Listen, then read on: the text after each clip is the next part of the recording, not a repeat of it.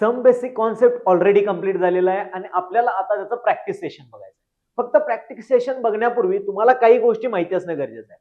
जसे की सम basic concept मध्ये ज्या इम्पॉर्टंट कॉन्सेप्ट आहेत सीईटीच्या रिलेटेड, जेईच्या रिलेटेड आणि नीटच्या रिलेटेड.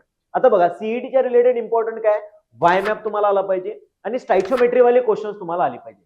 वाय मॅप म्हणजेच मोल कॉन्सेप्ट आणि स्टाइचियोमेट्री याच्यावरूनच 100% क्वेश्चन तुम्हाला सीईटीला भेटणार आहे. जेई मेन्सचा विषय, जेई मेन्स मध्ये सुद्धा वाय मॅप आणि कन्सन्ट्रेशन टर्म्स यांना मिक्स करून क्वेश्चन विचारले जातात. नीट मध्ये पण मोल कॉन्सेप्ट वरूनच म्हणजे वाय मॅप वरूनच मॅक्सिमम क्वेश्चन विचारलेले आहेत. बाकी जे विषय आहेत किंवा बाकी जे टॉपिक आहेत ते मायनर आहेत, त्यावरून क्वेश्चन क्वचित कमी विचारले जातात, पण ते इम्पॉर्टंट आहेत कारण पुढे सर्व फिजिकल केमिस्ट्री मध्ये त्याचा यूज होणार आहे. ठीक आहे, या साईडला तुम्हाला आता क्वेश्चन दिसत असतील.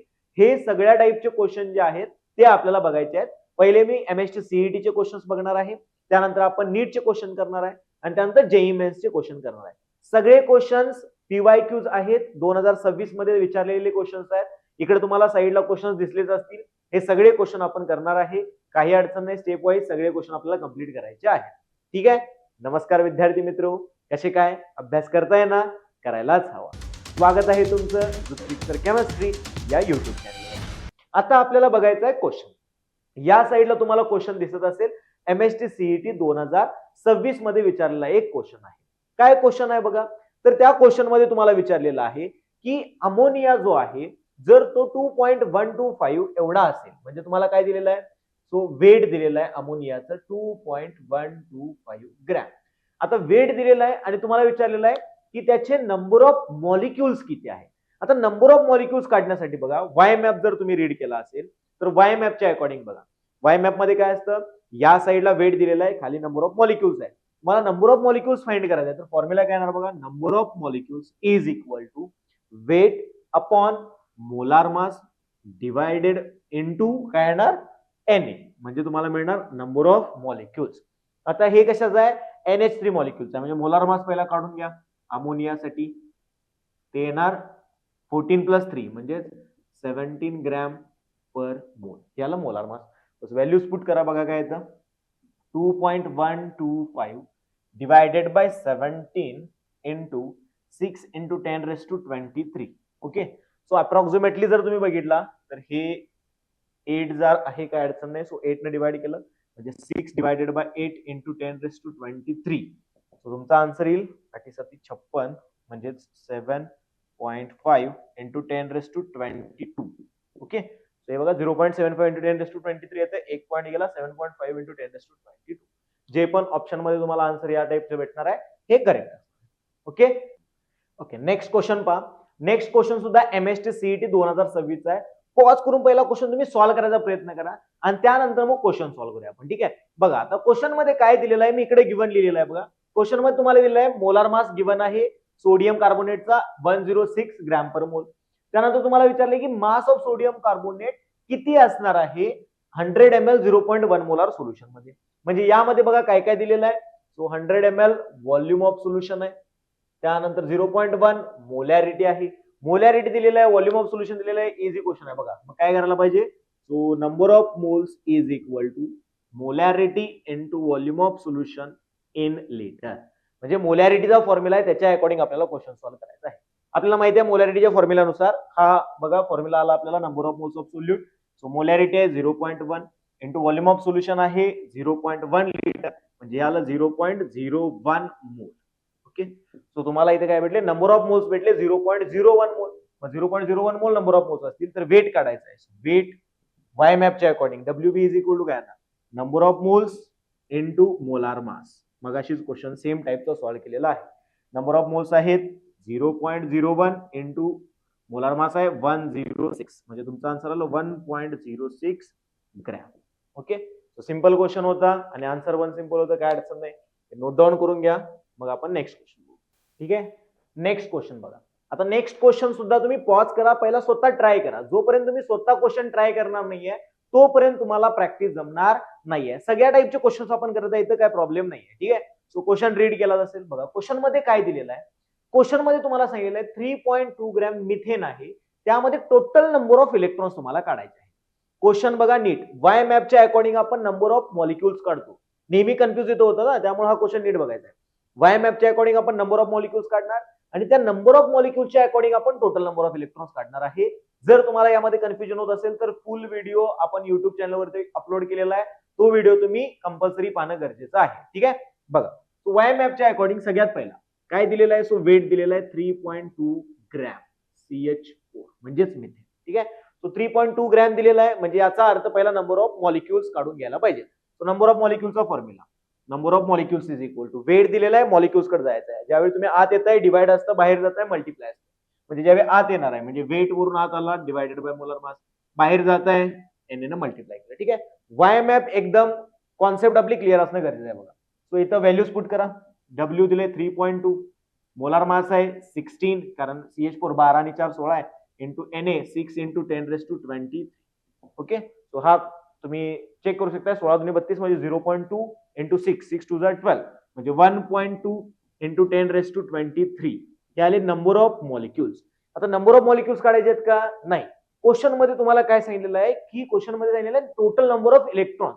म्हणजे पहिला एका मॉलिक्युल मध्ये इलेक्ट्रॉन्स काढून घ्या. CH4 च्या कार्बनचे 6 इलेक्ट्रॉन्स आहेत, 6 प्लस हायड्रोजनचे 4 इलेक्ट्रॉन्स आहेत, म्हणजे टोटल आहेत 10 इलेक्ट्रॉन्स इन वन मॉलिक्युल. एका मॉलिक्युल मध्ये जर तुमचे 10 इलेक्ट्रॉन्स असतील तर टोटल एवढ्या मॉलिक्युल्स मध्ये किती इलेक्ट्रॉन्स, तो यांना 10 ला मल्टिप्लाय करा. So total electrons is equal to येणार 1.2 इंटू 10⁻23 इंटू 10, कारण एका मॉलिक्युल मध्ये 10 इलेक्ट्रॉन्स होते. सो मल्टिप्लाय केला आन्सर तुमचा आलं 1.2 इंटू 10⁻24.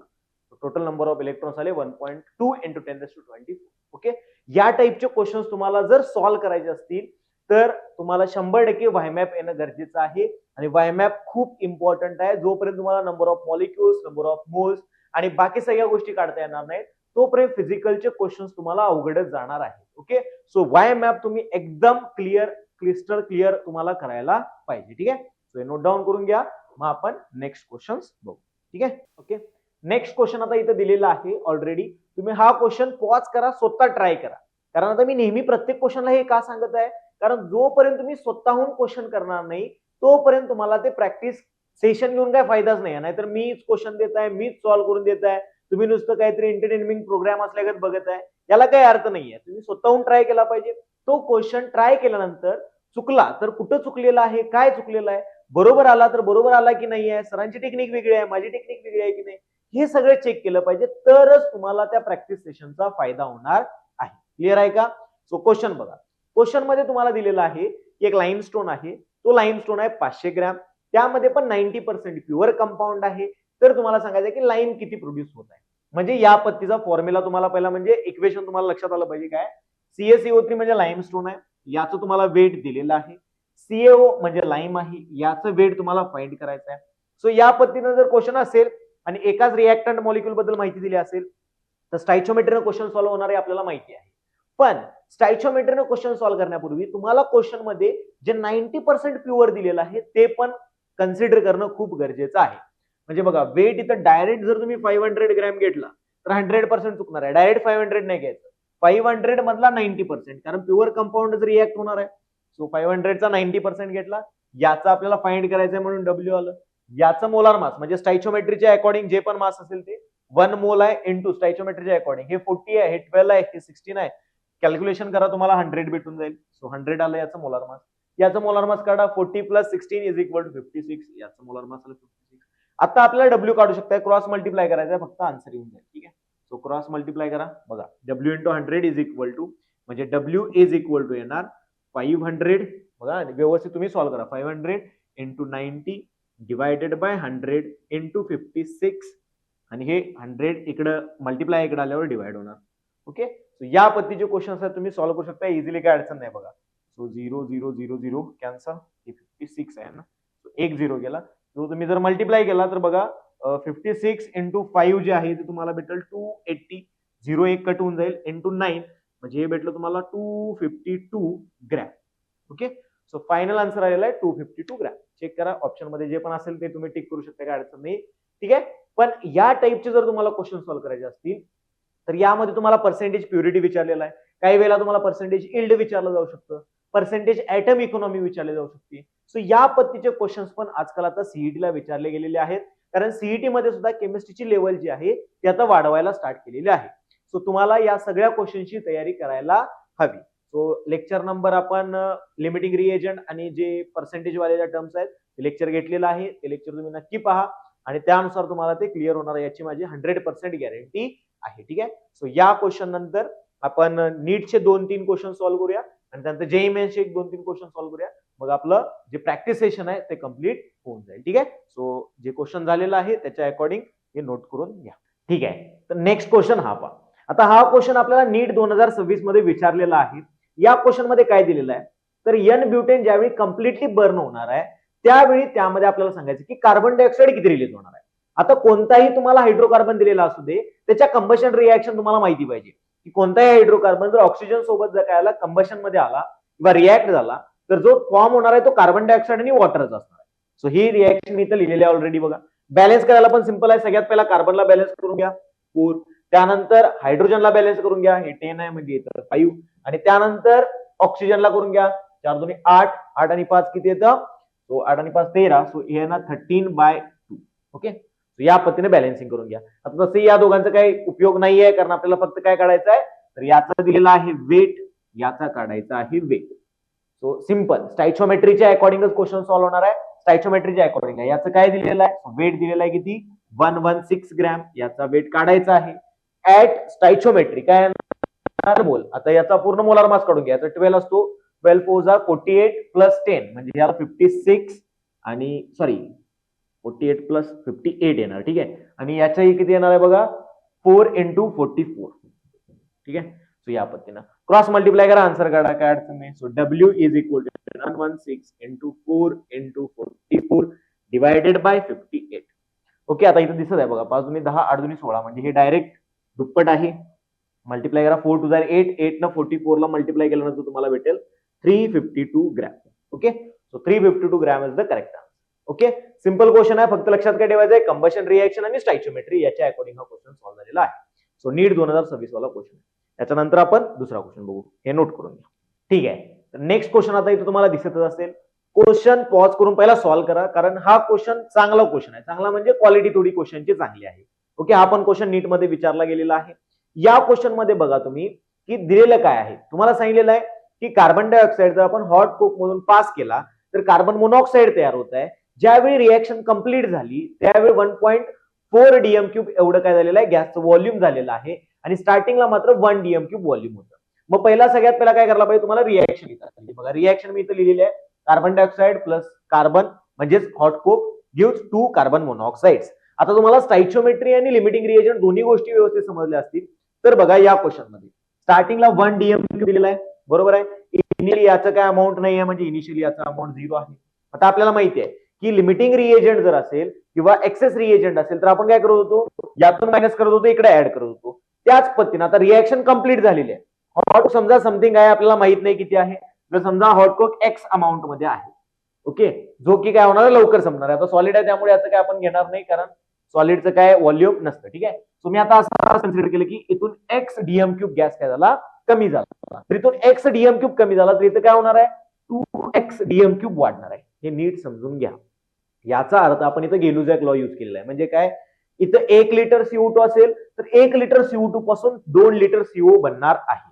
त्याच पद्धतीनं x DM³ CO जर इथून गेला तर त्याच्यापासून 2x DM³ जे CO आहे कार्बन मोनॉक्साईड ते बनणार आहे. क्लिअर आहे. सो आता बघा आपल्याला दिलेलं क्वेश्चन मध्ये काय की टोटल प्रेशर आता आफ्टर रिएक्शन ही काय 1 - x + 2x is equal to 1.4. बस हे कॅल्क्युलेट करा. So 1 + x is equal to 1.4 minus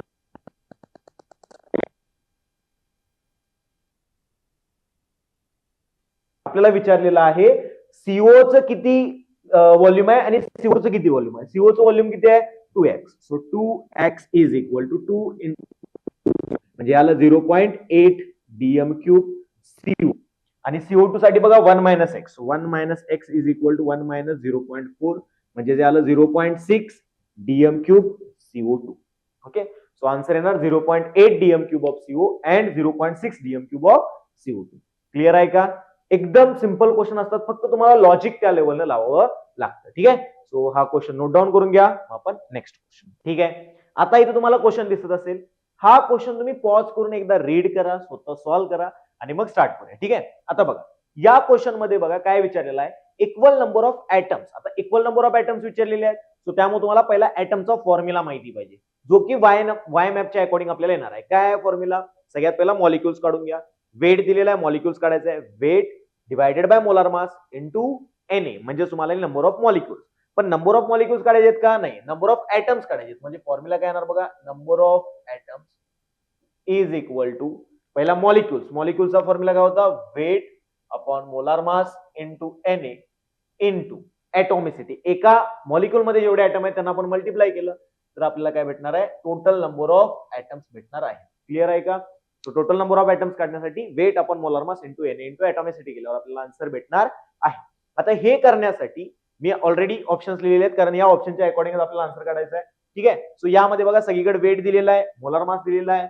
okay, Na तर Naच असणार आहे. Na काय पुट करून तुम्हाला आन्सर काढायचा नाही. ऍटॉमिसिटीसाठी प्रत्येक मॉलिक्युल तुम्हाला गिव्हन आहे. सो सॉल्व्ह करण्यासाठी बघा सिंपल मेथड यूज करा. यामध्ये डायरेक्ट व्हॅल्यूज पुट करत चला. बघा एक एक ऑप्शन सॉल्व्ह करायचा आणि मग चेक करायचा आहे कुठल्याचा आपल्याला आन्सर मॅच होणार आहे. बघ ओके, सो पहिला बघा 212 अपॉन 106 इंटू Na. ऍटॉमिसिटी म्हणजे एका मॉलिक्युल मध्ये किती ऍटम आहेत बघा. Na2CO3 मध्ये बघा Na चे 2, C चा 1 आणि ऑक्सिजनचे 3 असे टोटल किती आहेत? 6 आहेत.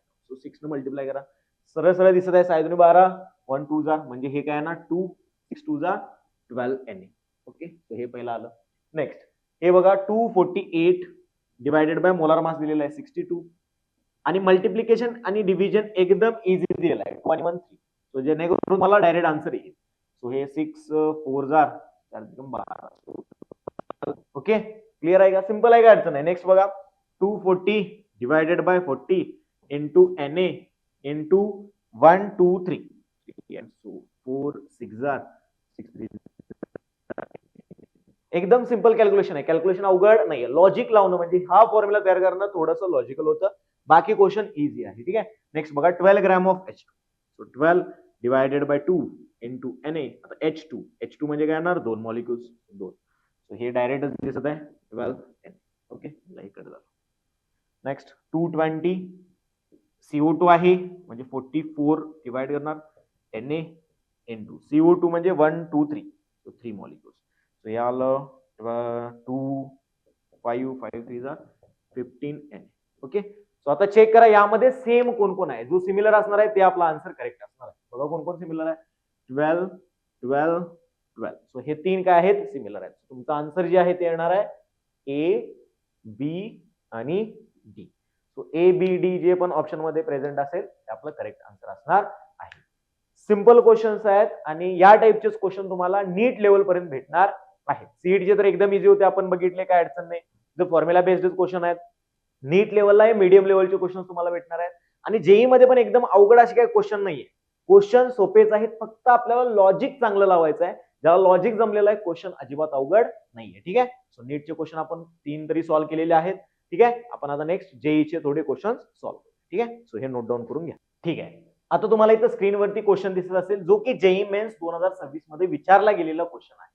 पॉज करा, सॉल्व्ह करा आणि त्यानंतर मग आपण बघू. ठीक आहे. बघा क्वेश्चन मध्ये एक रिएक्शन दिलेली आहे आणि त्या रिएक्शनच्या अकॉर्डिंग तुम्हाला सांगायचं आहे खालीपैकी कोणतं स्टेटमेंट करेक्ट आहे. स्टेटमेंट मध्ये बघा आता शफल झाला असेल क्वेश्चन, काय अडचण नाही, पण स्टेटमेंट जे आहेत ते मला माहिती आहेत की काय काय स्टेटमेंट आहे. तर एका मोल मध्ये म्हणजे 1 मोल Al साठी किती H2 गॅस लिबरेट होत आहे किंवा 1 मोल HCl साठी किती H2 गॅस लिबरेट होत आहे. तो दोन्हीसाठी आपण काढून घेऊया. ठीक आहे. अकॉर्डिंग टू स्टॅचिओमेट्री आपल्याला माहिती आहे याचे नंबर ऑफ मोल्स आणि याचे नंबर ऑफ मोल्स दिलेले आहेत, पण आपल्याला विचारलेलं आहे volume. So number of moles आणि व्हॉल्यूम यांचं रिलेशन आहे. यामध्ये पण सेम नंबर ऑफ मोल्स आणि व्हॉल्यूमचं रिलेशन आहे. ए 1 बाय 1 काढून घेऊया. ठीक आहे. सो Al चे 2 मोल्स आहेत, त्यावेळी याचं व्हॉल्यूम जे आहे याचं व्हॉल्यूम किती असणार आहे ते तुम्हाला काढायचं आहे. किती असणार आहे व्हॉल्यूम? तर सिंपल आहे, काय अडचण नाही. 3 × 4 लिटर एवढं व्हॉल्यूम काय असणार आहे ऍट एसटीपी असणार आहे. आपल्याला काढायचं आहे 1 साठी. सर 2 साठी एवढा असेल तर 1 साठी किती येणार आहे? 2 ने डिवाइड करा, काय अडचण नाही. सो 11.2 × 3 म्हणजे हे येणार 33.6 ओके लिटर. सो हे कशासाठी आलं? 1 mole of Al. Okay, so हे Al साठी आलं. नेक्स्ट HCl साठी पण काढून घेऊया.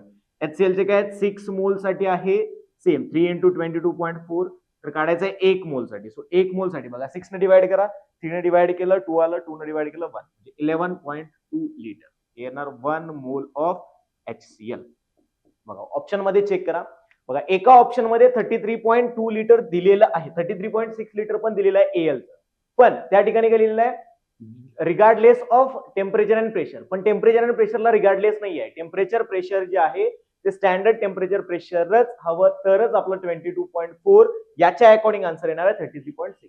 जर स्टँडर्ड टेम्परेचर प्रेशर नसेल, टेम्परेचर प्रेशर आपण चेंज केलं तर हे व्हॉल्यूम सुद्धा काय होणार आहे, चेंज होणार आहे. लक्षात. ओके, सो ऑप्शन मध्ये तुम्हाला दिसेल की 1 mole of HCl gives 11.2 litre of H2 gas. ठीक आहे, तो ऑप्शन करेक्ट असणार आहे. क्लिअर आहे का? बाकी अजून एक ऑप्शन होता काहीतरी 12 litre of HCl gives 6 litre of H2. म्हणजे 6 ला 3 आहे तर इथं आपण 12 ला 6 असं का नाही म्हणू शकत, कारण हे ॲक्वस मॉलिक्यूल आहे, गॅसेस मॉलिक्यूल आहे. डायरेक्ट कंपॅरिझन तुम्ही गॅसेस मॉलिक्यूल मध्ये करू शकता, ॲक्वस मॉलिक्यूल मध्ये नाही. क्लिअर आहे का? सिंपल होता क्वेश्चन, काय अडचण नाहीये. सो आन्सर तुम्हाला भेटलेला आहे 11.2 litre of H2 gas will be liberated when 1 litre of HCl will there. Okay, correct आहे का? काय अडचण नाही. सो हे नोट डाऊन करून घ्या. आपण नेक्स्ट क्वेश्चन बघू. ठीक आहे, नेक्स्ट क्वेश्चन पहा. या क्वेश्चन मध्ये थोडंसं पॉज घेऊन व्यवस्थित क्वेश्चन आधी वाचून घ्या, समजून घ्या, थोडं लॉजिक लागते का याचा विचार करा. आता यामध्ये जे दिलेलं आहे ते मी इथं ऑलरेडी गिव्हन मध्ये लिहिलेलं आहे, याचा पण पहा आणि हेल्प घेऊन तुम्ही सॉल्व्ह करू शकता. काय अडचण नाही.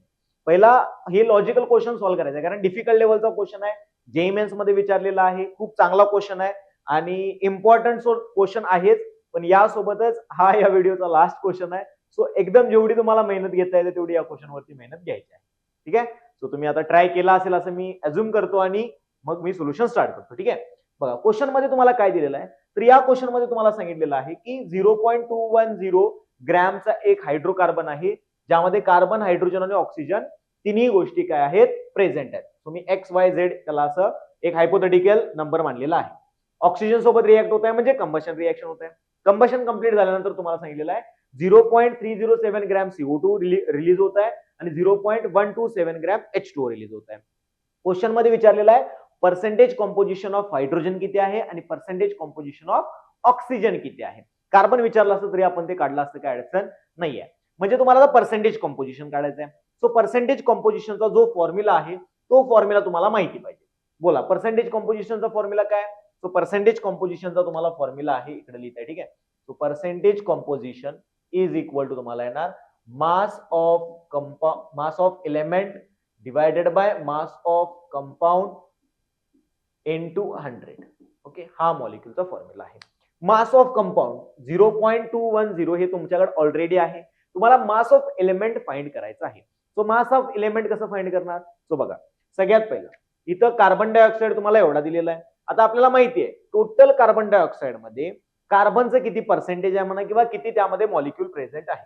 सो जर यामध्ये 0.307 कार्बन डायऑक्साइड असेल तर यामधला जर तुम्हाला कार्बनचं वेट काढायचं असेल मी mass of carbon is equal to काय येणार बघा, यामध्ये टोटल मास किती आहे 44 टोटल मास असतं. 44 मध्ये 12 ग्रॅम कार्बन आहे. तुम्ही असं लिहितो 12 ग्रॅम. ओके, याचा अर्थ आपल्याला काय मिळाला की 1 ग्राम CO2 मध्ये किती ग्रॅम कार्बन आहे. करेक्ट आहे. सो जर मी टोटल जो वेट आपल्याला दिलेला आहे कार्बन डायऑक्साइडचा तो जर मल्टिप्लाय केला तर इथून आपल्याला भेटणार आहे मास ऑफ कार्बन. बघा परत एकदा मी एक्सप्लेन करत आहे. 12 gram of carbon present in 44 gram of carbon dioxide म्हणजे आपल्याला 0.307 मध्ये किती कार्बन आहे हे काढायचं होतं. तो टोटल कार्बन इथं मिळालेलं आहे तुम्हाला. याचं जर तुम्ही कॅल्क्युलेशन केलं तर याचं कॅल्क्युलेशन येतं 0.0837. ठीक आहे, मी ऑलरेडी कॅल्क्युलेट करून ठेवलेलं आहे, तुम्ही कॅल्क्युलेशन करू शकता. ठीक आहे, सो हे तुम्हाला जे भेटलं हे कार्बनचं मास भेटलेलं आहे. कारण आता जर तुम्ही प्रोडक्ट मध्ये बघितला कार्बन एकच ठिकाणी, ऑक्सिजन 2 ठिकाणी आहे, त्यामुळे डायरेक्ट मी ऑक्सिजनचं मास काढलेलं नाहीये. कार्बन एकच ठिकाणी आहे तर एक ठिकाणचं मास काढलं. हायड्रोजन पण एकच ठिकाणी म्हणजे आपण हायड्रोजनचं मास सेम मेथडनं काढू शकतो. बघा सो मास ऑफ हायड्रोजन बघा काय ना, mass of hydrogen same 2 gram आहे 18 ग्रॅम मध्ये. सो टोटल 0.27 मध्ये किती, या पद्धतीनं जर क्रॉस मल्टिप्लाय करून आपण आन्सर काढलं. सो आन्सर तुमचं येणार आहे याचं बघा 0.0141 ग्रॅम. ओके, हे तुम्हाला आन्सर भेटेल. बघा क्रॉस मल्टिप्लाय न केला तरी चालते की 18 ग्रॅम मध्ये 2 आहे तर 0.127 मध्ये किती, क्रॉस मल्टिप्लाय केला तुम्हाला आन्सर भेटणार आहे, काय अडचण नाही. क्लिअर आहे का? नेक्स्ट आता मास ऑफ हायड्रोजन मिळाला, मास ऑफ कार्बन मिळाला, मास ऑफ ऑक्सिजन पण काढून घ्या. म्हणजे तिन्ही गोष्टी जर मिळाल्या तर पर्सेंटेज काढायला सोपं जाईल. ठीक आहे, मास ऑफ ऑक्सिजन. आता बघा, टोटल यामध्ये कार्बन, हायड्रोजन आणि ऑक्सिजन होता. म्हणजे या तिघांचा मास मिळूनच काय असेल ते टोटल मास झाला असणार आहे. म्हणजे मी असं म्हणू शकतो का टोटल मास मधून जर तुम्ही मायनस केला, हे जी मास मिळालेला आहे 0.0837 प्लस 0.0141, हे तुमचं भेटणार बघा 0.0120. याचं आन्सर आलं 0.0978. ठीक आहे, सो हे जे आहे यातून मायनस केल्यानंतर तुम्हाला भेटेल 0.1122 ग्रॅम. ओके, सो बघा ऑक्सिजनचं मास मिळालं, हायड्रोजनचं मिळालं, कार्बनचं मिळालं. आता याच्या अकॉर्डिंग तुम्ही फॉर्म्युलावरून पर्सेंटेज कॉम्पोजिशन काढू शकता. ओके, इझिली आहे. पर्सेंटेज कॉम्पोजिशनचा फॉर्म्युला इथे लिहिलेला आहे. काय बघा, आपल्याला काढायचं तेवढंच आपण काढूया. ठीक आहे, बाकी सगळ्यांचं काय काढत बसायचं. हायड्रोजन आणि ऑक्सिजन विचारलंय, सो पहिला पर्सेंटेज हायड्रोजन बघा काय येणार.